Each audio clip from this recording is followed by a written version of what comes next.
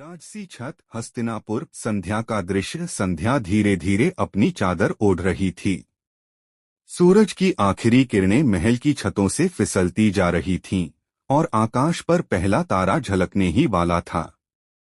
हस्तिनापुर की ऊंची राजसी छत पर दो छायाएं खड़ी थीं, एक माँ और एक पुत्र।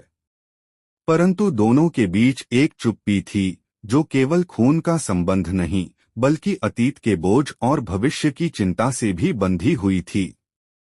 सत्यवती ने आकाश की ओर देखा और एक गहरी सांस लेकर कहा, आजकल सूरज जल्दी ढल जाता है देवव्रत, या फिर मेरा दिल जल्दी अंधेरा हो जाता है। भीष्म, जो अब देवव्रत नहीं बल्कि प्रतिज्ञा का दूसरा नाम बन चुका था, माँ की आंखों में अंधकार की झलक पहचान गया। उसने शांत स्वर में कहा, शायद दोनों ही।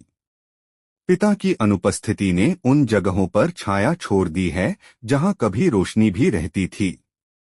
सत्यवती कुछ क्षणों तक चुप रही। उसके मन में अनगिनत विचार उमड़ रहे थे, राज्य, उत्तराधिकारी और वह व्रत जिसने एक संपूर्ण भविष्य को त्याग दिया था।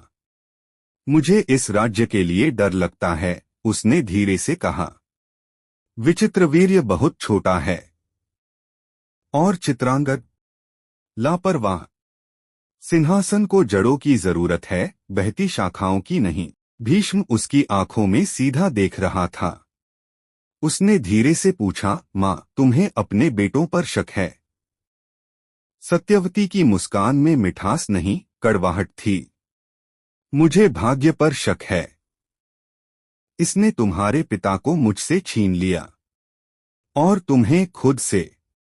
उसकी बातों ने भीष्म के व्रत की गांठों को नहीं परंतु उसकी आत्मा को जरूर छुआ। उसने सिर ऊंचा करके कहा, मैंने इस राज्य की शांति के लिए व्रत चुना। मैं बंधा हुआ हूं, टूटा नहीं। सत्यवती ने आकाश में देखती हुई एक आह भरी।